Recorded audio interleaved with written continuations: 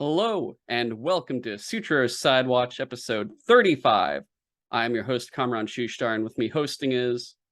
I'm Brandon from Apollo City Comics. Dude, I really tried to think of a Timothy Dalton Bond voice, and you just can't. It's not as memorable as Sean Connery, so I just Shocky messed that up. senses forgot. I can't, yeah, no, I'm not going to do it. Yeah, It's like, it right? turns Like into I was Sean just, Connery. It just, yeah, I just, Timothy Dalton's Sean Connery 2.0. I don't know. yeah, like, Yeah. all right. It's Well, like I'm doing like a hi. half Connery, you know? Yeah, pretty much. Like, you didn't get away with as much. You know what I Yeah, mean?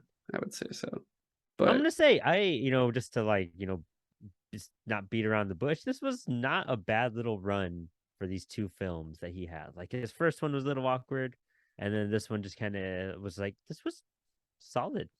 yeah, Like his performance and Bondage and never mind. I know why. I'm gonna write this down before I'm gonna go on a tangent. okay. So we're talking some Bond stuff today. We're back at it at the double O, and but the final one of Mr. Dalton. Yes. You would say he has lost his license to kill in this film. License to Kill, which is his second and last entry as the Agent 007 James Bond. Do you know why he only did two films? Yeah, there was a lot of issues with filming the third one, and the amount of trouble was going on. Dalton was just like, I'm just gonna have to bow out, and then they got Brosnan after that. Wow, that's how soon Brosnan came in. That's wild. Actually, they When did GoldenEye Brosnan come out? was they were actually gonna pick Brosnan before Dalton originally. Oh, Yeah. damn. Yeah, it's a very they actually so I don't know how early on they wanted Timothy Dalton. Like it could have been either during or around Roger Moore's run, but because it doesn't really cite exactly what date, but Yeah. before Dalton was chosen, he was actually approached twice before that to play Bond.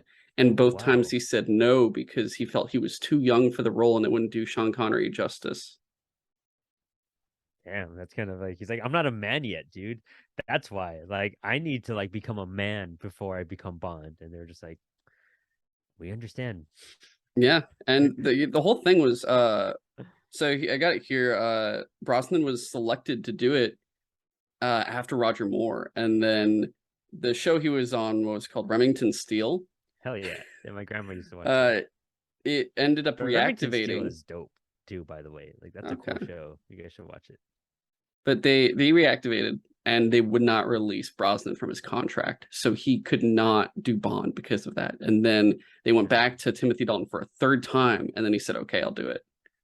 I think that worked out great though. Cause I mean, I think GoldenEye is just such a good time in Pierce Brosnan's like life and like his appearance and everything. Like I'm glad that it wasn't any younger. I get the Timothy Dalton reason. You got to like man up a little bit, and like Remington Steele was a good warm up into a Bond role, so he probably just got better and probably devoted himself more during Remington Steele, like to have a goal to be Bond at that point. Yeah, So I'm sure that just was like nothing but positive, as weird as it looks.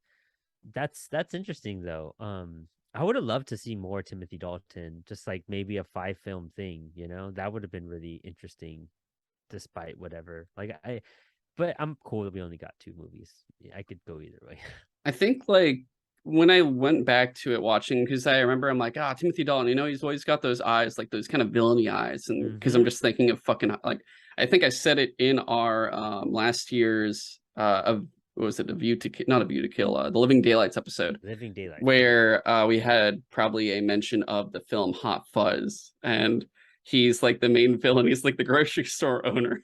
Yeah, yeah. You were on Hot Fuzz, and I kept on saying Doom Patrol. I really just recognized him from Doom Patrol. That Yeah. was the most Oh recent yeah, thing I because saw he's him in. the professor. Yeah, So good. and like he's all these roles now, and it's funny that they're getting all the Bonds in DC at this point too. You have like Hmm. what's his name again? What is the professor's name in Doom Patrol? I don't remember off the top of my head right at this moment. I swear to God. And that's But sad. we have him as Um, the professor, and then I fucking we forget have right now. Brosnan now as Dr. Fate. And if we can get Daniel Craig in, that'd be cool. Because I mean, obviously we can't get Sean Connery or Roger Moore, unfortunately, since they both passed. Uh, Dr. Niles Calder. It's stupid. I was just reading Doom Patrol last week, and I was like, I love these like single stories about Niles Calder, and then I couldn't remember his name, but Niles did they Calder, just call him the Chief? Is that what they call the him? chief. That's what Yeah. it is. They call it, yeah. That's because I was just reading Batman, Superman, World's Finest, and it has the Doom Patrol in it, and they always Oh, mention that's the right. Chief. Yeah, That's right. Yeah. which everyone should read that. It's written by Mark Waid, and the art is by Dan Mora. And Dan Mora, dude, he draws Oh, I was Rita. thinking of a different one. Okay, I know which one you're talking about. Yeah, Yeah, I but want to read that one because that book has looked amazing. But that's one of those books where I'm just like, I'm cutting back. I'm gonna buy the trade. I will wait. of But all it the looks DC, but that's really one of good. the easily one of the highlights besides like Nightwing and stuff for sure. Mark Nice. Waid back in DC is actually one of the best things now. I'm like, Yeah, oh my hell yeah. god, Mark. this is I fantastic. mean, I'm a Mark Waid fan too. Yeah, there's anything Yeah, he does, is gonna have some quality to it for sure. yeah. But yeah, so um for this movie, it came out in what was it, 1989. So this movie came out like 2 years before I did. Same year as Batman, 1989. Yeah, well, Tim Burton, Interesting.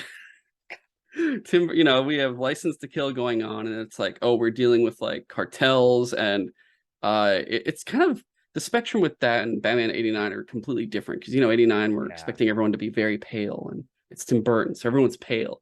Whereas License to Kill, everything's very tropical, everything much more tint. It's Yeah. much different. So Yeah. yeah, yeah. Someone Wild. was saying something about Tim Burton doing a Godzilla movie, and I'm like, I don't want to see a pale ass Godzilla. It's And like I gonna don't be all want Godzilla to skinny and take off the everything. fucking suit and it's just Johnny Depp inside the Godzilla suit. I don't All want these things. malnutritioned and like emo Godzilla. Like, Yeah, oh my god, yes. that would be But horrible. back to And Batman '89. We're just gonna talk about comics this whole episode. this whole, yeah. Yeah, so it came out in 1989. This was the fifth and final film directed by John Glenn. Mhm. And, he did the last three Roger Moore films. He did this, he did The Living Daylights. And the cool thing about this was him and I believe I forget Broccoli's full name for it. Let me just double check it What was really. the Roger Moore movie we saw already? I really don't even recall it. Did we So we've see one? seen two of them so far. We've Two of them? seen The Living Daylights, which has the Beatles intro. It's the Voodoo one. It's also got Oh, that's right. That's right. Okay. yeah, That one was good. That one was good. All right, I remember that one. and then it's also The Man with the Golden Gun, which has Christopher Lee That's right. Okay, as the Roger Moore villain. is dope. Damn, Yeah. those were good ones too. We do have two more this year, of course. We have Yeah. The Spy Who Loved Me and Moonraker.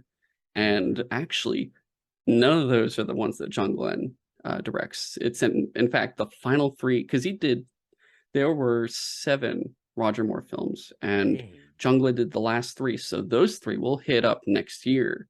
So we're not done with John Glenn's run just yet. Ironically, we're Okay, actually cool. going out of order completely with him.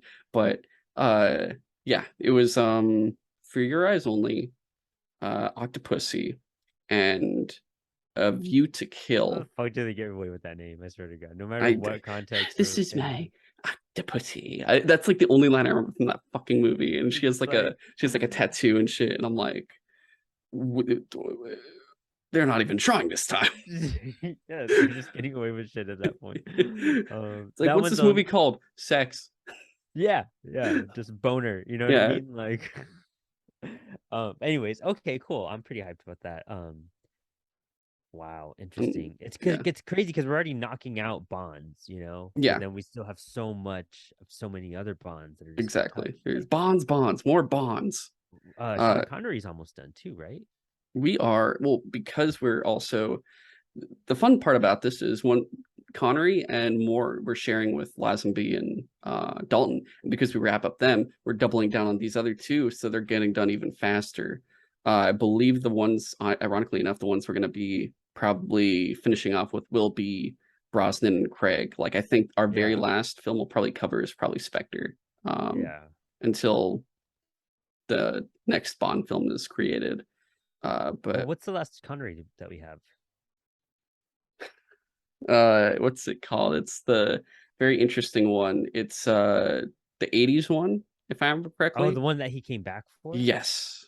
So we're done with the Connery. No, we still have, so we have, we still have Thunderball this year. Okay, Thunderball. We That's have the You one I Only was Live Twice is our New Year's movie. And Oh, then what is that one? after that we'll have Diamonds Are Forever, and then the one he came back for. Oh fuck, we have a lot of Conjuring. Never Yeah. mind. All So right. basically, we'll be done with Conjuring this coming February, Yeah. and then we should be done with more this coming June. So we finish two bonds by the end of this episode. Interesting, cool stuff. Yeah. So Because Lazenby had just one appearance and this dude had two films. So mhm. all right, cool, Yeah. cool. And the whole thing too is, I mean, like the Broccoli family has always been like a big proponent of they're like the big producers of Technically, you Bond. knocked out three bonds because Casino Royale. I don't acknowledge that one.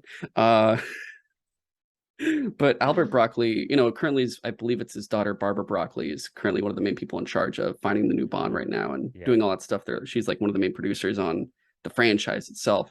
But Albert Broccoli and John Glenn, when they were making this, they wanted to go back to the roots of Bond. So kind of like if you notice, because I believe you said like License to Kill didn't have a book, right?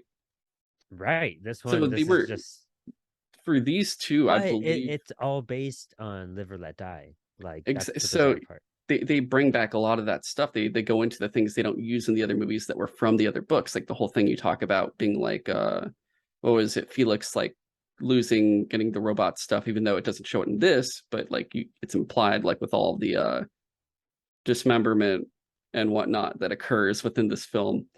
Uh it's interesting that they do it because this is also Timothy Dalton is their kind of territory ender, where you're now leaving the books and they're going into all new original content, and that original content expands with Pierce Brosnan, and then they kind of start fresh again with Daniel Craig, and with Daniel Craig they kind of go back to the books, Yeah. kind of in a very interesting way, where they're like, we are, but we aren't. It's like a reimagining almost. Mm.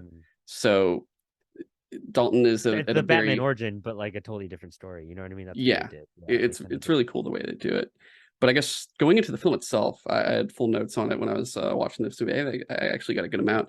But in the beginning, we have the most, I think, honestly, the most insane wedding day I've ever seen on a screen. Like, Wild. Like, and I was trying to recall because it felt familiar, like it came from a book or something that I read. But what a fun, like, insane way to start it. And then just the duty's more important than even your wedding. You know what I mean? Like, yeah, it's like, oh, you're getting married today. Hey, that one cartel guy you're after, yeah, he's here. Sharky, go tell my wife I'll be there soon. He's like, yeah, what do you guys? You guys are just gonna leave me here? This yeah, is poor. exactly. I'm like, damn, poor Sharky. Sharky's gotta go explain all this shit. And not Go get only yelled that, at. Like, they don't even prioritize the wedding, but they no. go try to like stop these guys and like this cartel boss from getting away, but they do a fucking plane chase almost to the point where like they Yeah. capture his plane with a helicopter, and it's just insane. You're just You're watching the just like helicopter carry the dragging plane it. away. Like, it Yeah, was the wildest thing in the world, dude. Like, and you're watching the and other like agents like, yeah, they did yes. it. And then I know it's just like that whole 80s like I haven't seen Top Gun before, but at the very end of Top Gun where he was just like, "You want to be my wingman?" He's like, or whatever, "I'll keep you as I'll my be your wingman wingman every any day. day. I'll be a wingman every day." Yeah. And then everyone's like cheering and everything for like that would never happen in real life. Nobody cheers for people like for one-liners like that. It's the most unrealistic thing in the world. But that's this whole Bond movie was just ridiculous 80s like theme stuff like that. Like Yeah. just everyone just like, "Oh my God, did you see that?" Like everyone like watching in the sky as this happens. And it was goofy, it was ridiculous. And then just parachuting down right above Look, your it's the wedding. wedding. Like, yeah. Well, they all run outside and they're like, oh my God. And I it's like know. time to get married. And you could see, like, it's funny that they don't really emphasize who is who in the wedding group. Like, you just No. know who the bride is. She's the bride, obviously. And Sharky's there. And I love Sharky because they're like, yo, Sharky's been here the whole time. And you're like, who the fuck is Sharky? Fucking Sharky. Yes, But you're like, exactly. I love Sharky. Yes, But yeah. when they come down, you could see, I forget her name, but Felix's bride, her dad is there, and you could tell who her dad is just basically off of just like, I can't believe she's marrying this man, and you just Yeah, know that like, oh, that's really the good dad. writing in that sense for not having to do like this is the father. You know what I mean? Like dad or some Yeah, bullshit. Like it's you're right. That's totally cool. it's so fucking crazy. Oh, What's stupid though, again, and it's our dilemma, every single movie it's like a new Felix. So you're just like, who the fuck is this guy? And you're like, oh, this is Felix for this film. All right, whatever, we'll ride with it. Insert wife man. You know what's funny? The only they had, to, they had to change Felix's race to keep him in the movie each time, but they're just like Jeffrey Wright's Felix, and then he just Yeah. stayed the same actor, and you're like, oh, the cure was Jeffrey Wright the whole time. That's what we needed. Which Jeffrey Wright is still my favorite Felix because he's Oh actually yeah. in Well, he's consistent and he's great. more than one Bond film. Yeah, he's in 3 out of 5 of And then he's Craig's just so movies. dope. You know So what I good. mean? I'm Like, still sad he fucking died. That sucked. I Spoilers. know. Sorry if you haven't watched No Time to Die. Like, have you not watched it yet? Like, what the fuck are you doing? Go watch No Time to Yeah. Die. You have no time to watch. See what I did there? So it's funny though when you're watching this. This is still the end of the '80s era. This is still the '80s going on, and we go back to, like I said, our episode where we talk about Living Daylights, because there's a lot of '80s references in there. We talk about just like from the feeling, the tone, everything about it, the music. In this one, I fucking crack up when they show the Yeah. cartel lord. They go immediately to like Latin music for the bad guys, and I'm just like, Yes, dude. Yes. fucking. I forgot what year it was. Like, I God, know. It's so goofy. It's so goofy. It's oh man. Yeah, it's funny. I Just the like that. introduction to them in general, just like all of his Mexican like friends and then like the wife and everything, like his girlfriend thing. Like it was just all the cheesiest 80s thing. Yeah, it's funny when you look at maybe like I guess most of the Bond villains or something, or just any villains in movies for the most part. If it's a white villain, they just get like this eerie, dark music. It's always like the evil music. Mm-hmm. And if it's like the black guy, it's like fucking voodoo or some shit. And the Yeah. Latin dude, it's just like Latin music. And I'm like, what? Why all of a sudden do you change the ethnic background of the I music when it's know. just isn't the bad guy the bad guy? Like, what are you doing? Yeah, be consistent in some way. Please, Eon, like whatever the fuck production studio is, like the most inconsistent thing they've ever created in all fronts, from like every aspect of Bond. Jesus Christ. So how does Bond survive so long? That's what baffles me. I don't. It's the sex. The sex. It's the sex. It's the I sex. think it's the sex. Yeah. Because any other franchise would not have lasted like 80 fucking years with That's just like why what they have. the next Bond movie will I already trademarked it. It's called PP Sex Time. That is the next Bond film's Yeah, name. Yeah, honestly. that is what it's Yeah. gonna be. It would, I mean, just a quick tangent, but it would be cool to see them like if they went back to the books and just like started cramming them, like, properly into one Mm, an element, like what you're saying. I'd really dig that. yeah. Because this one also, I'm trying to think of which Bond book it was. I think it was Live and Let Die too, but where it's like Bond Unhinged, where he's not working for, you know, uh, the Secret Service at that time. He's just like on his own because he's suspended for a bit. Also, they He did helps that. Felix in that one. Yeah, because they have the Felix and his guy Yeah, help him out, and then yeah, in exactly. the dude with Felix gets fucking parade Yeah, funeral. yeah, yeah. It's the And same well, thing. no, I'm thinking the book. Like, I feel Oh, like the okay. book, that's how it happened Oh, okay. too. Maybe that's where that came Um, from then. That's you said it. Yeah, they pulled from Live and Let Die for that. Yeah. So that's Well, interesting. and they really pulled from Live and Let Die with Felix too, because Felix gets his arm and leg ripped off by In a that shark book. in the book. Yeah, and that's like Interesting. early in the Bond. In fact, wait, let me see like how early that book was, because the Was rest it of the also books for his after wedding, that he or was has it not his wedding? no, it's not his wedding. Okay. They're and they do chase down Mr. Big in this one. Like that's what they ended up, or in Live I and Let Die. forgot that was his name was Oh, Mr. Live and Let Big. Die is the second fucking book, dude. Felix like has a metal arm and leg for the rest of the goddamn series. Like That's so funny that the first Moore film is the second Bond book. That the order of how they approach that is so interesting. all of it. Moonraker being number 3. I heard Thunderball, our next one, is like way off. Like there's not a ocean fight scene in this one apparently, Oh, or that's like the underwater. best part of the fucking movie. I know. I love that. I remember being a Fucking kid watching that Thunderball, so which that's our next Bond film anyway. But like that, oh my, we'll get to it. We'll get to it next yeah. that episode. Uh, Next thing I've only gotten through 2 things on my full fucking like notes I got. So afterwards, we get the Bond intro music video, whatever you want to call it. Mhm. But like, I love it because the music is 80s mixed with Bond, like the Bond theme. Like it's the Yeah, Bond themed yeah, 80s. Like how yeah. do you want to say 80ized, I guess is that the word for it? 80'd. Like yeah, 80'd, Bond 80'd. And it's crazy that the most iconic decade has the least Bond filmography still. Like I just want to emphasize that it's funny that I think any franchise that was still trying to go through things, Mhm. even like Godzilla and Bond kind of share the same thing because uh, Godzilla only had two movies too in the 80s. It kind of like stopped for 10 years Mm. from like 75 and came back in 85. And then 89 was the second movie and that was it. Uh, Whereas like the 90s, all of a sudden, boom, like six movies came Oh, out, for real, like son. pretty much back to back every year. And same thing with here with Bond, where all these big franchise, anything that was a franchise, the 80s just came in and all these franchises that had been existing attempted to adapt to that decade's genre style that was going on. But they were kind of, I want to say, honestly, more or less, they were probably just buried by just the iconic 80s movies we were getting at this time. Because you're basically going like, oh, we have The Living Daylights, we have License to Kill, and like, let's say, yeah, Godzilla 1985, Godzilla versus Biollante. And at the same time, you're dealing with Predator, you're dealing with Terminator, you're dealing with fucking Commando, you're dealing with Rocky and RoboCop and Yeah. Alien. Like all these different like movies are starting up. All these new franchises are pumping out. You have the fucking Red Scare still happening for some stupid reason, and everyone's like Wolverines, Red Dawn, and all this shit. And God knows what else fucking weird shit they were into at that time. But all of these things were spawning through it. So like you're kind of watching these movies that have been so established for so long, floundering, it feels like, to like stay Hmm. relevant at that time.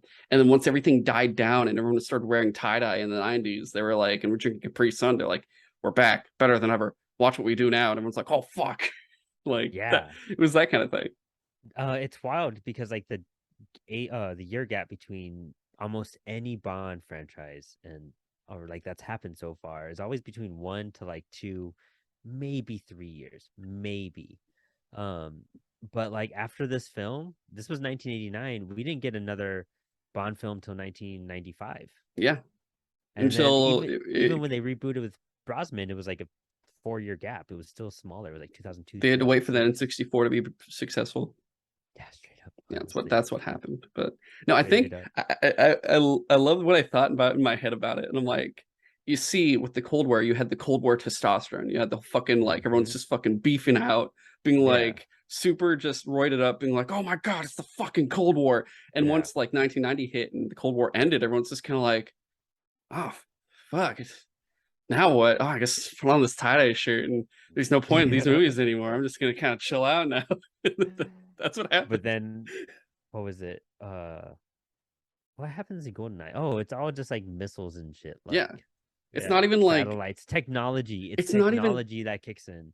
and Because also then the you have the Russians aren't Apple. even like it's like not the Soviet Union. They're like the Russians aren't the bad, these are like the what would you call it? Like the separatist Russian Yeah. guys that are going on. They're like Cossacks, and you're like, oh right, Cossacks. Fuck them. I forgot Yeah, about those right. guys. Yeah, Yeah, yeah. shit. Yeah, for real. It's more education than it was like a global impact. um, Um, so this movie does a lot because it has this movie has someone that I did not remember was in this movie, and when I saw who was in this movie, it blew my mind who was in here. We have in this movie a very young, fresh Benicio del Toro oh as yeah. kind of like the drug lord. I had to look up the drug lord's name again because this is killing me. But he's like his right hand. Mm-hmm. And okay, so the drug lord's name was Sanchez, but Benicio del Toro plays Dario. That was his name, and he's like this dude who I like it because they emphasize him. What this movie does really cool is, certain Bond films do show like that second in command guy or that henchman that is like formidable. Some of them Yeah. are just like the older ones are more of they have a gimmick. It's like Odd Job fucking throws a hat and he's like indestructible, and you're just kind of like, okay, this dude's cool because he's just like this force of guy, but he doesn't really do anything. He doesn't talk. He just kind of goes like, ah, and it's like, oh, Yeah. okay, cool. And then you have fucking Jaws, which we're going to get to in the next Roger Moore stuff, Never both seen it. movies. And he Okay. literally is just a fucking massive guy with metal teeth, and he just Mm. bites shit and breaks shit with his teeth, and it's kind of scary, but also silent guy, doesn't really do much in terms of dialogue or anything else. He just kind of goes where he goes. They throw the stick, he fetches. more or Yeah. less. Dario is someone who is thinking for himself. He has scenes without the main antagonist, and Hmm. he's going around and being clever. And he's like, Dude, the "Hey, bar scene is fun. yeah, It's hilarious, but it's like awesome. it's dope. He's great in it. It's so cool the way they utilize him, and he's like there, and then he's gone, and he comes back later, and but he's such a threat because Bond realizes, oh fuck, he knows my face, Hmm. and Dario recognizes him, and like it fucks up the whole operation though, Yeah. and to the point where Dario's death is actually very satisfying because of how Yeah. much he's already been built up. It's not like some random guy that just kind of gets got. So I really And thought he's they did a like good job. a good looking, like villainous, like suave, like character out of all of them too. Like he almost like looks like he belongs in Fight Club, Yeah, like in this movie. Like, he's like that young pretty boy type guy, hmm, and it's funny too because I think the other film, ironically enough, that does a good job with its like just whole cast of villains in that film is Live and Let Die, because you have all those different characters besides Mr. Big. Like you have the fucking voodoo guy that's on the train at yeah. the end and everything else. Like each guy's got his own purpose and stuff. And I really like the way they did it in this one though. Like now watching it again, I'm like, yeah, Timothy Dalton's movies are very underappreciated, and his like this movie itself is very underappreciated. I feel like I'm like, this is honestly, I like it more than the Moore movies now, and I'd say probably half of the Brosnan movies at the very Well, I least. mean, it's just like different flavors of Bond, though. Yeah, You know what I mean? Like, this the Connery could be summed up in the very, like '60s classic spy Bond, and then the Dalton one is literally like he goes into space and shit like that. Like a very Silver Age, Spawn, Bond at that point, and then you have the unhinged '80s Bond, who's all like kind of rebellious and tough, but kind of like in love and everything too. Like yeah, he has a soft spot. And then the 90s, you just get like the gadget technology filled uh Bond. And then with Craig stuff, it's just like the Bond, the man, you know what I mean? Like the man who's hurt, who's just like kind of suffering and my everything. So heart. it's It shows my yeah, heart. like yeah, exactly. So it's that different era, like whatever you're kind of looking for. And it's interesting seeing the flavors. Actually, because of this goddamn podcast, I just bought the new Bond #1 by Philip Kennedy Johnson, I and haven't read any of the comics. Tommy Lee Edwards is doing the art. And just those two names Ooh. together, I was like, "Ah, I'll do it. All right, sweet. All right." You know they're And making a he, game that's standalone, right? The yeah, the guys that make Hitman are making it. yeah, I'd buy that right away. Yeah. But yeah, no, yeah, I'm I like seeing how they change up Bond a lot, and it looks like the Philip Kennedy Johnson one is going to be back into like that spy oriented, because I like the gadgety spy. Oh I yeah. like I like the Broken Man for sure. It's my favorite because it's always my favorite. You know what I mean? But like the gadgety spy Bond is what we kind of know and love Bond for. That's what you want more of. Which, oddly enough, by not even being part of the MI6, we get still gadgety Bond in this movie for a bit. Oh no, for sure, because Q comes to the rescue. But Yeah. we'll get. Let me see. What I have now? I have so much stuff about this dude. Oh yeah, R.I.P. Sharky. Like Sharky gets fucked over, dude. How does he die again? I kind of So forgot. Bond, Bond literally is like, he escapes MI6. He's like, Yeah. I'm on my own now. I'm rogue, and he literally just gets Sharky and goes, "Come on, we're going shark hunting," and we're just like, he's just taking this civilian guy who's just like Felix's friend that's not part of the agency to go with Hmm. him and fight these fucking cartels. And I'm like, Yeah. oh no, Yeah. Sharky. And Sharky saves him actually in the first interaction. Like he accidentally opens that trap door and saves That's Bond's what I life. remember. Yeah. That was a And whole then freaking hilarious thing. when Like he even tossing the guy with all imagine like getting slowly eaten alive like that in a drawer that you can't escape. and then the electric eels. Electric eels. Oh man, that was God, epic. that was Yeah. fucking funny. They actually in Shark Week recently they did a Jackass episode. Wee Man, Wee Man. Oh yeah, In, yeah, I know who that he is. goes into a tank with an electric eel and gets shocked. It's pretty funny. Insane. But it doesn't kill you like it did in License to Kill. That was kind of a little Exaggerated. exaggerated Nobody did there. the research on that one. They're just like electric Didn't they eel. say Let's they were like we're breeding, like trying to mutate them or some shit? Was that what they were saying? maybe. That might have Maybe been that it. could have been it. And then you're just like, no, you're just feeding him cocaine. But Yeah, right. Yeah, straight up. uh, That's Bond on a sneaks lot of aboard. drugs. Yeah. The So 80s. Bond sneaks aboard that ship, which has like Sanchez's trophy girl in there and everything else. But when he gets on the ship and sneaks aboard, they're like, "Hey, we found this other ship out here. Guess who we found?" And they bring in Sharky's corpse, and Oh, on it that's is all these shark right. corpses with Sharky with the sharks, and With it's like, "Hey, who knew Sharky. we could find a shark like this?" And Yeah. That yeah, was so sad as fuck, actually. I think I so just blocked that moment out of my memory. It was so sad. it was pretty fucked up to the point Bond finds the guys that killed him, and he gets a harpoon and goes, "Sharky Hmm. sends his regards," and literally just fucking harpoons a guy, which honestly, this is probably the most brutal Bond movie. Like I you was, see, he's just hate fueled in this one. So all of his yeah. deaths he's doing because it's fueled out of hate. It's not for the mission. He's just like, I'm doing this because you need to die because I want to kill you. Yeah.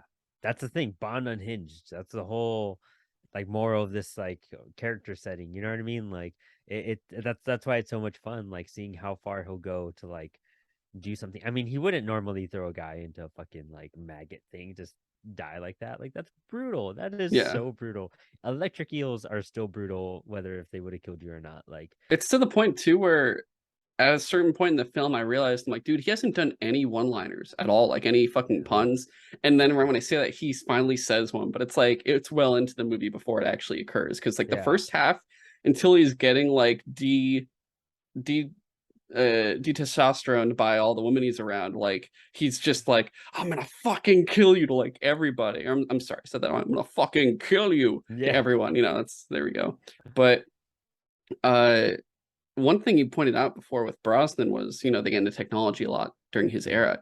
But in this, we're getting into it just now, which is funny because we see a computer in this. He sneaks into the Felix's room, and you have the Yes. mini CD disc back then. We The didn't most have the ridiculous full. thing ever. Yes. I love that they have the CD drives that are the regular size, but the discs back then are still small. Like they haven't actually Mhm. they thought ahead to develop like the bigger discs, but or they have the cases for the bigger one, but right now it's just small shit. So that Mhm. was really funny. But yeah, we get Q to the rescue. He comes in as like, oh, I'm his uncle and shit. And he just is like, I'm on vacation. I told MI6 Yeah. I'm on vacation. And he just comes to help Bond. And I think this is great because, it was halfway through Brosnan's Bond filmography that Q leaves, and we Mhm. get introduced to P, which is played by I forget what's his face from um I think that isn't it Monty Python? Or I think so. yeah. But he's all the only it's funny because I recognize him from Rat Race. He's the guy like in charge of the whole like bet in Rat Race, that plays P in like the I want to say the last two.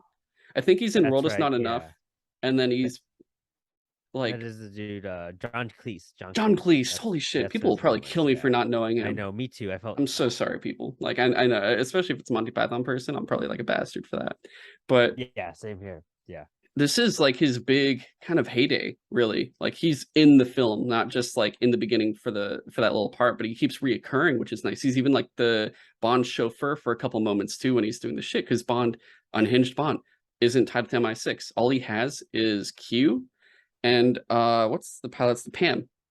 Like Pam is there the Mm, whole time. yeah. And I kind of want to save That the was Bond dope. girls. Yeah, I want to save that. I guess like after my notes talk to Bond girls, because I'm like, these are really fun Bond girls, and I don't want to Mhm. say anything just yet because there's so much to. Well, actually, you know what? That was actually my next note. Next note. Never mind. Pam is the first Bond girl that'll really beat your ass. That's what I put down. Yeah. Because Hell yeah. when he That's why I meets her, respected her so much. She was like Terminator-esque, style shotgun under the Bond girl. table, she was Yeah. straight up Sarah. Like you do feel that Sarah Connor vibe with her. Not Hmm. Terminator 1 Sarah Connor. I'm talking Terminator 2 Sarah Yeah. Connor. Yeah.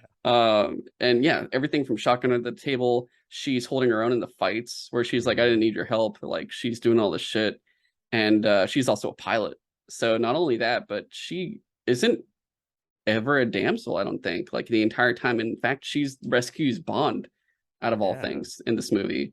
And she does her own parts of the mission on multiple occasions where she's just on her own getting shit done. Hmm. And there's some parts I'm gonna get to soon that I fucking had me laughing so hard. But Pam, honestly, eventually when we're finished with all this, we did say like, we were gonna rank the movies and the songs and girls, and it's Mhm. probably really bad to say, but yeah, we gotta we gotta rank the Bond girl. We just have to do it. It needs to be Yeah, done. just add a natural going. Like, Yeah, we'll rank the bonds as well. Like you're ranking even yeah. the villains. We'll throw It's in. just we're ranking like 7 Bonds versus like or six or 7 Bonds versus like fucking 40 women.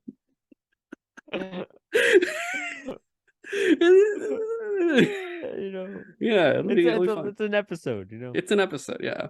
content. Uh, Another person in this movie that I was also not expecting was actually Carrie Harioki. I really hope I don't butcher his name. Carrie Harioki Togawa, and That's you guys right. would know him from a few different things. He's in Mortal Kombat, I believe, is Shang Tsung, if I remember correctly. Um, that's his name, right? Shang Tsung, I think. I don't. I'm not a big Mortal Kombater. Yeah, Shang Tsung. He's like the guy with the long hair that's like, it's that meme where it shows him like holding what's his face's head, like pointing him at everything. And it's like the Asian guy with the long hair. It's a whole meme, but that's him. He's Shang Tsung in the Mortal Kombat movie. Just bear with me, it's fine. He's like very big in that, but also he was in Man in the High Castle. He's like the Japanese ambassador who actually can go into that other world and actually bring tapes back if he wants to. And he's Mhm. also in Lost in Space for not that much of it, but like in a good season of it. And I really love that actor and everything I've seen him in at least. So when I saw him in this, I got really excited, and then he died, and I was like, "Fuck!" He just like eats he just chews on a cyanide pill, and I'm like, "Well, all Yep. right, it was fun. We're Hong Kong police, idiot. You've destroyed our whole operation." That was Man. Actually, that was unexpected, because when you watch that scene where, Bond is like, "Oh, I'm gonna fuck shit up," and he accidentally, like, kind of fucks up the whole operation that the Hong Kong police are doing, and they're being helped out by the British. Yep. Um, they have ninjas. Some of the Hong Yeah. Kong police are just ninjas. Yeah. So that was unexpected to say. And it's funny. It's not funny, but it's interesting watching that whole area because that whole thing is kind of Bond's cause and effect of like because Bond has gone off the reservation and he's going on his own, you don't know what he'll like what he's going to affect by doing all this stuff, and we see it happen. There was legitimately guys like in another nation trying to stop these guys, and Bond more or less kind of fucks it up because once they find out that they're there to kill him, they're pretty much they get fucked over and they all get got. Like all of them Hmm. die. Which is And unfortunate because it's like one of those things. Like I like how they did that because like if he was with MI6, working with them, he would have known about this, you know. yeah, But going in like intel this, like he's fucking everything up just purely out of revenge, and that ties good with the theme of this whole like so movie. and then a guy's head explodes. That was interesting. Yeah, there is certain deaths in this one where you're just like, dude, like we are in another level of Bond that we've just never crossed before, and it would be interesting to even see him go back because even when like home slice Daniel Craig was like not with MI6, like he wasn't this unhinged and extreme, but you could tell this was action movie Bond Yeah. 100%. Like this was like their approach for this one to keep audiences interested. And what's cool is he, at least on the interesting side, like he uses his off the reservation as his own advantage. Like he goes and infiltrates Sanchez's organization and goes like, "Yeah, I work Hmm. for MI6. I no longer work with them. I'm a free agent." And because he more or less kind of stops those ninjas and stuff, he he unhinges Sanchez, making him feel very paranoid. He kind of works in within him, actually similar to that of the Thomas Jane Punisher movie where he has John Travolta's character also get unhinged and think everyone's working against him, making him That's starting to true. kill That's his right. own people, which causes the head explosion because it's like that captain of the ship who's a guy that's not necessarily working for him, but he's like working with him, funding him a lot of this stuff, and he gets Yeah. thrown into that like the room in the ship where they change the pressure, and because when Yeah. they cause a break in the pressure, that's what causes his head to explode, which is incredibly brutal, but really fucking interesting at the same time. Yeah. But Yeah. yeah, What a everything from planning weird. the money there, being like, yeah, he stole from you, and he also ordered the hit on you, and then like, Sanchez is like, thanks for helping me. I found the guy, and Bond just goes, only one guy, And the fucking look on Sanchez's face is like, fuck. Yeah, I love that. I love how like Bond straight up like gets in close with him too, and like actually like what I was expecting with like Goldfinger, the way he was close to Goldfinger as like a resource and like intel and like almost like a conspirator. Yeah, That's what he was with this guy in this film. yeah. Yeah. And then the what was her name? The other like Sanchez's woman, Lupe. Like Mm. she's pretty much like getting wooed by James inadvertently. Like she's just like, I Yeah. love you. And it's like, bro, you just Yes. the fucking you could kind of You tell her played cards desperation. once. You could tell her desperation where she's like, I need to get away from this guy. I slept with one dude, and that guy literally just got like pretty brutally murdered in the very Hmm. beginning of the movie.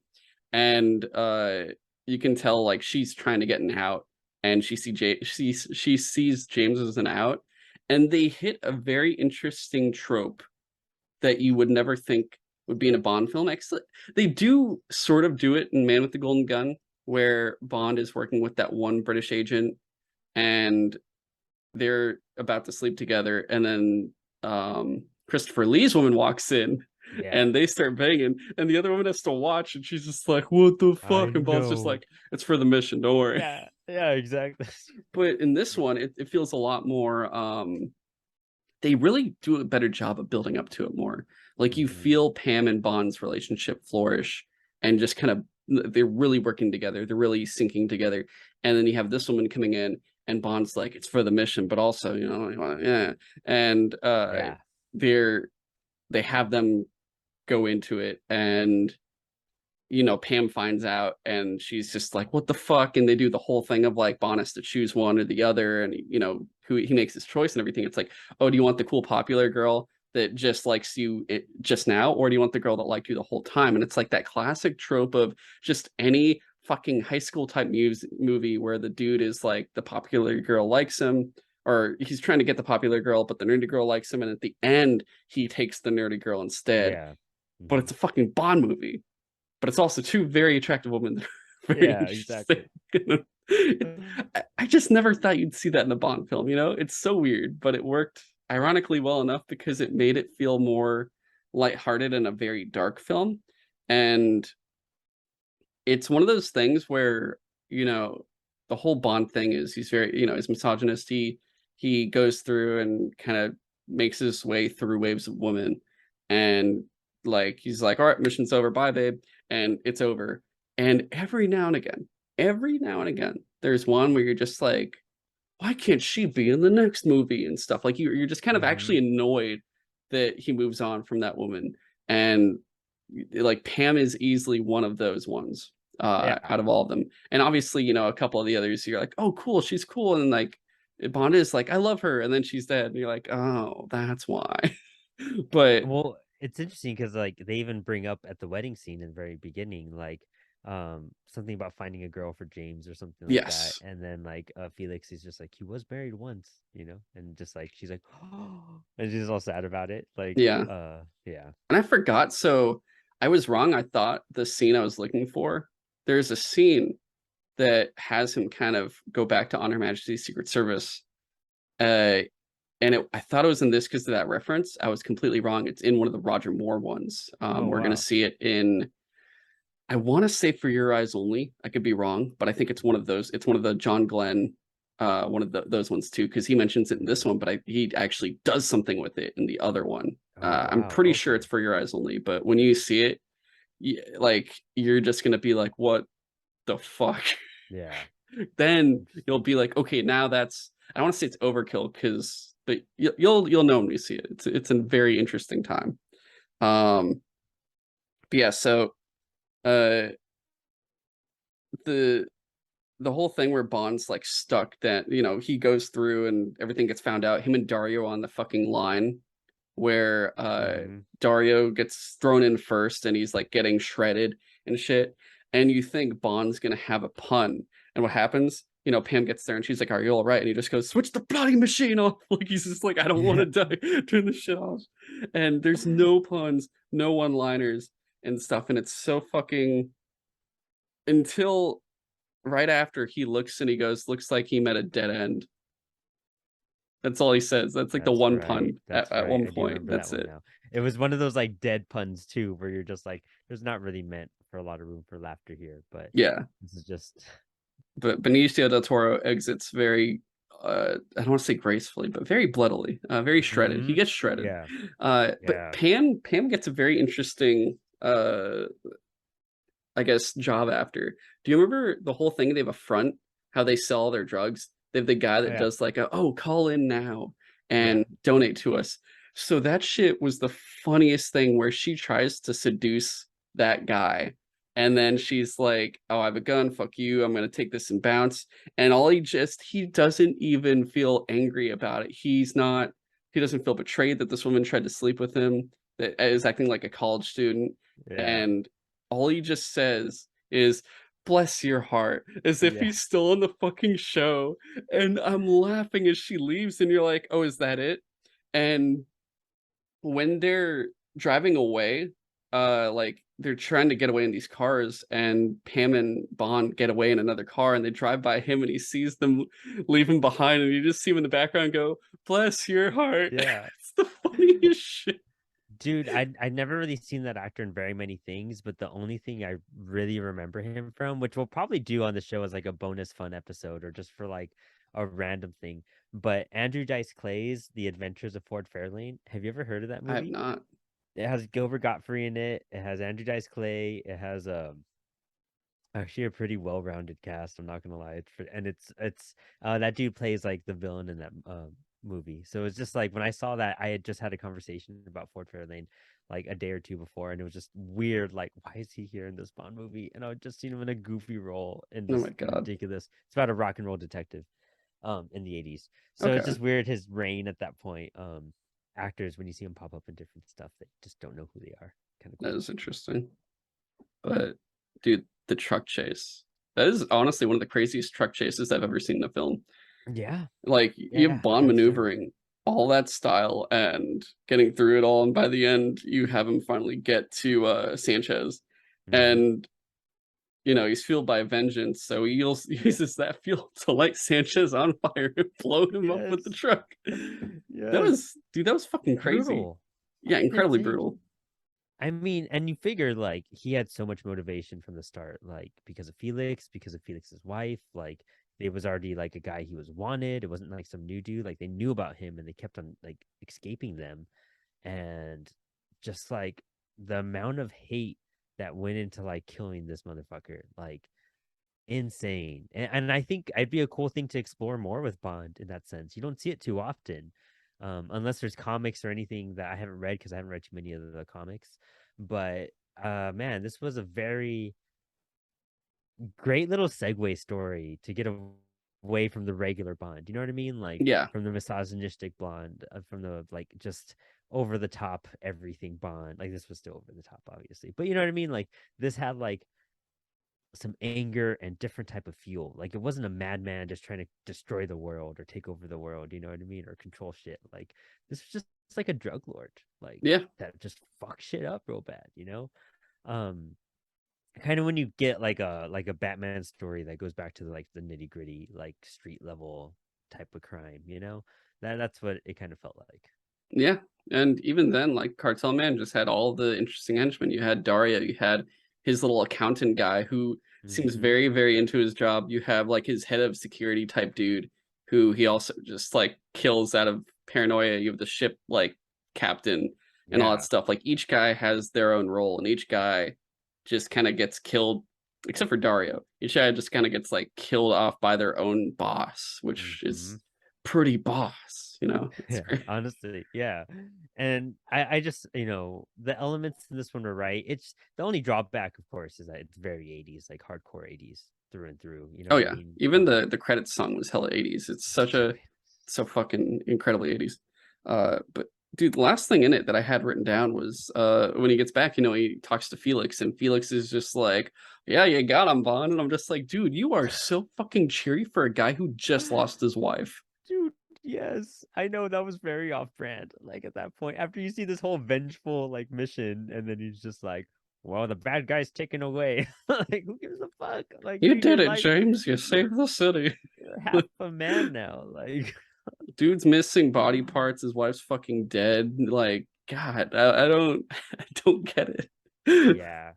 He, man, that guy probably regrets like chasing after him on his wedding day. Imagine that Yeah, it's like, feeling. dude, don't do that on your wedding. Like, what? Just Yeah, go I get know, married. right? Like, Just let him go. If you let him like go, he'll be then there you have a tomorrow. But better chance of not having him be making it personal, I man, guess, you know? that's what it's all about. Like, dude, like don't let work control your life, I guess, or something. I don't Yeah, know. yeah, Like, what's that? it's a bit it's a metaphor for yeah, work life balance. You never know Just when you let the vacations work. are needed. That's Yeah, what that means. you can't let the work get over the balance, or else your wife's gonna die and you're gonna lose your limbs. Obviously, guys, don't you know Literally. this? Like If you it's want to it's learn a lesson, 101. if I know somebody that was just like, man, I'm gonna arrange the wedding because of this work thing, I'm like, dude, have you seen? You know, I took my, I kept, Oh my God. prioritizing my job, and I spent so much time working at Facebook until, I came home and my wife, she was dead, and this man just cut off my limbs, and I was like, fuck. Of course, it's sharks, dude. Like, The sharks. I just love it. That's like oh, it just refers to now the tech life instead. yep, yep. Oh my God. Crunch time, baby. Interesting wave of Bond. I enjoyed it. I'm glad I got to finally see it. I would go back to it. Yeah. I would go back I to would. the Timothy I would Dalton see ones both of easily. these ones. Yeah, Yeah. I would faster than some of the other ones we've seen. I think what I would Hands honestly down. do after this, like after we get through all of them, not necessarily when the next movie comes out, certain times, when a new movie comes out in a franchise, you want to kind of rewatch all of them again, Yeah. which there's two I'm like never, and that's Marvel movies, because I don't want to do oh yeah, start all the way and build your way up. By the end of it, you're like, I Yeah. don't want to see this anymore. But Yeah. that and Yeah. like Bond, but for like the next Bond movie, I'm kind of gonna do like a greatest hits of just like Yeah. Yeah. I Exactly. start from Connery and build all the way up. And I feel like probably once it hits Dalton, I'll probably just watch all of the 80s through present day. I Yeah. probably won't Those are skip any. beautiful. And I don't know about it'll that. just be like maybe two or three of the like Connery and Roger Moore combined. I'll be like, yeah, just a few of these. But otherwise, I'm just going to watch the modern ones, because I guess you could say, because the ones that really last long are these British properties. And it's kind of the same thing with Doctor Who, where some just kind of Yeah. age. And the more recent ones, because they're in our generation, just fuel everyone. And they're like, I can rewatch these all the time. I can Yeah. keep coming back to these. I Oh, personally I don't. could I'm not a watch. Doctor Who guy, I could but rewatch David Tennant's and Home Slice's spacing his name right you'd now. even watch probably Um would you watch also the guy before David Tennant too, right? That had like yeah, one yeah. season. Dude, Yeah. I've seen like that first season or the revamped first season of Doctor Who like 6 times, I swear to Yeah. God. So yeah. So you get what I'm saying there, I've and seen just all of that. it's interesting how Let's they start a do all that. Doctor Who show after we do this. And we'll cover Doctor Who, MASH, and Columbo, and we'll just shuffle what we're watching. Like we'll watch like two MASHes and then a Columbo and then a Doctor Who and then like Well, guys, you've listened to the final episode of Sutro SideWatch as I sever all ties with Brandon here. that's the show I But want. That's the show I need now. please stop. That's gonna be me in my like God. 40s. Just Ah, yeah, welcome to the new episode of the Doctor Who Mash fucking Columbo Bow. and we'll do the prisoner there, just shuffled in. Oh my God. Yeah, Have there you you go. seen the prisoner? No, You heard of the prisoner? is that the one with is that the one with Heat Wave I and am not a number. I'm a free man. I'm thinking of Prison Break. All right, Prison Break. I'm Yeah, thinking of that movie I'm thinking. show. I'm talking about the show from the '70s. So, Oh, okay, yeah, I know what the um, fuck you're talking about. all right. But Well, I was let's gonna do that. say there was going to be a third Timothy Dalton movie, and it was referred to as Bond 17 because yeah, they were on the 17th film. Isn't that crazy? Back then it was like Bond 17. Here we are at like Bond 25. Yeah. Um, but apparently, so this is what I got here. I'm just gonna read it from it just because it's easier. So there was a Bond 17 written by Michael G. Wilson and Alphonse Ruggiero, and it would be centered around a series of disasters involving out of control devices wreaking havoc on everything from a Scottish chemical plant to a Chinese atomic facility. Bond would be investigating these goings on alongside Bondwoman slash ex CIA agent Connie Webb, and things would eventually give way to a wild twist straight out of a Michael Crichton novel. Wow. Mm-hmm. But what was it? They talk about like they were gonna do like an I'm too old for this approach at a certain point. Uh with everything from Bond doing everything from insulting a bomb disposal robot to participating in a rodeo as a cover force investigation into a stolen stealth fighter. Connie Webb, this is in a second draft when they were doing it, and Connie Webb would still be in it. There'd be plenty of quips and whatnot, and apparently, like it sounds very Roger Moore-esque, especially like knowing like that fucking redneck guy that's always in the Roger Moore ones. Yeah. It's like, yeah, but I'm a local town sheriff here, partner. I thought that was Felix the first time too, which I No, was that was really not. pissed Dude, about. what they'd be like, what did they thank do to God. Felix? His parents were Yeah. siblings. Oh no. Why is that guy just in random countries and shit too? Like, what the But fuck? what was it? So I have it I want here. that action figure. I want that guy an action figure. Also, apparently, the main villain would have been a urbane but demented Sir Henry Lee Ching. I have no idea who that is. So here's what happened. Sadly, when complex legal wrangles and a standoff between Eon and the main studio delayed production for a long period of time, this third Dalton film became the Bond movie that never was. After waiting patiently in the spring of 1994, Dalton announced with a heavy heart that he had made a very difficult decision and was leaving the role. And then we got GoldenEye instead years later with Pierce Yeah, Brosnan. that all worked out. Yeah. So that's very Well, interesting. we talked about it in the GoldenEye, like how in depth like Brosnan wanted this to be different and better and elevated and shit. Like, Yeah. And his four we, films are very like they feel very standalone compared like it, I feel like I've only seen 3. I didn't see the Halle Berry one. oh, that was the first one I saw in theaters, dude. I remember being a little kid and my friend's mom taking me and him to go see it, and I was just like, oh boy. And then you see Halle Berry in the bikini, and I'm like, I what's feel going like I on? saw the 2 before that in theaters Mm. because I'd been watching Bond my entire life too. That was like just a thing I'd always When been did Die seeing. Another? I actually have to see when I. How old was I when Die Another Day came out? Or Because it was maybe like I saw that like for sure when it hit VHS. VHS. Yes, we are. 2002. Okay, I might have seen that in For theaters. dying another day. I was in middle school. So yeah, dude, that was interesting because that was straight up, you're in puberty and all this stuff, and all of a sudden you're just like, oh boy, a bomb movie in theaters, and you have Halle Berry, and you're like, oh my god, what's Yeah, fuck yeah. happening? Yeah. Well, that hit me way before. That was like 3rd grade. I discovered that stuff. That's an off-air story. Dude, it was funny. Which They is kept hilarious. they kept showing her off in that movie. Like they Yeah. just were just like any Well, chance that's they're when like, Halle Berry didn't she just do Monster Ball or was about to do I Monster don't Ball know. where we It got would to see just her naked? anytime she was in trouble, she'd be like, oh, I better take off my clothes. And you're just like, what's happening right now? Are we still watching James Bond? It was awesome.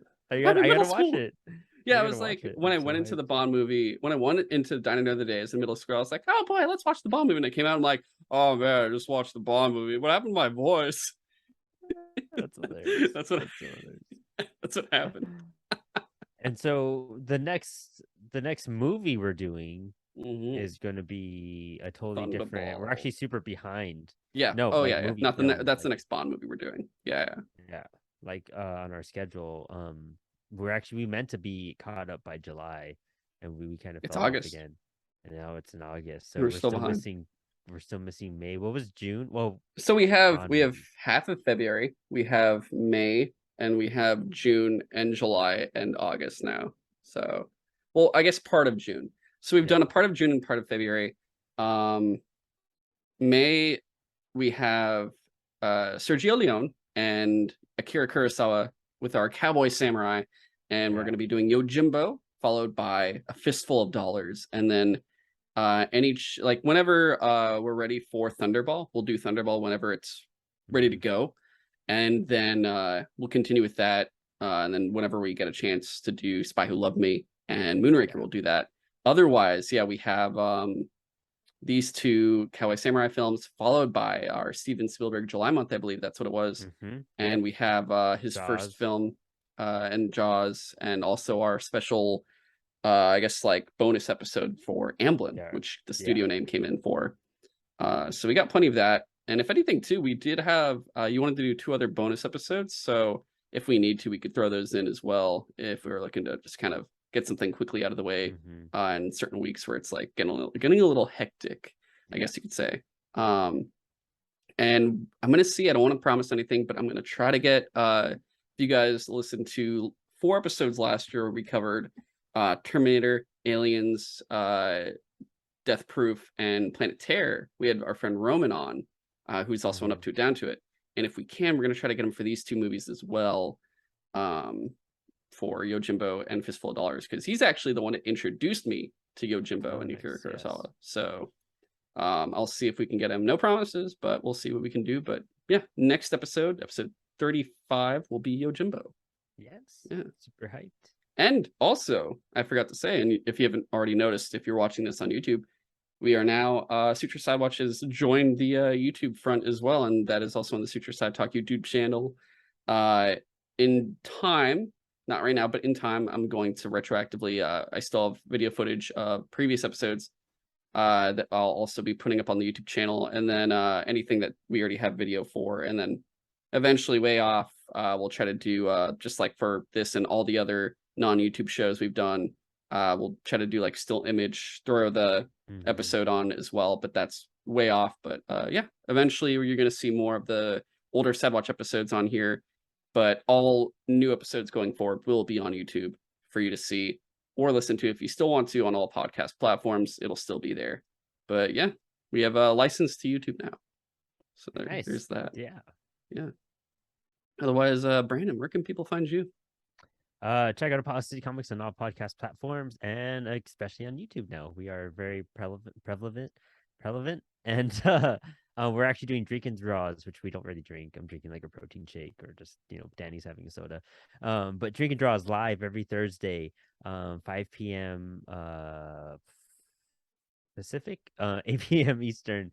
Every single Thursday, we spin a wheel and discover what we're going to draw a few hours before, and we just hit that up. I don't know how to draw. You see me learn learn how to draw while we're doing it, so it's kind of a cool time. But come in, say hi, and we'll be doing a lot of Sandman stuff and all sorts of cool things coming up on Apollo. So keep an eye out for that. Oh, what Sandman stuff are you doing? I don't even know yet. Okay, I just know that those are the next like 3 episodes. I was actually gonna not watch Sandman.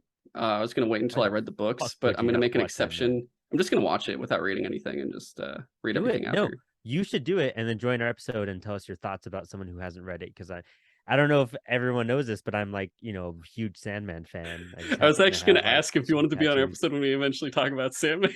We'll fucking alternate all we'll cross it. We'll just do both. But we'll be doing some of that stuff, and then back to some first issue things. We've been shuffling things around. Brent and I have a lot of projects, and we have a lot of cool things to announce soon. So keep an eye out. Awesome. And you can, of course, if you're already on this channel, whether it's YouTube or any podcast platform, you could subscribe to Sutro Side Talk.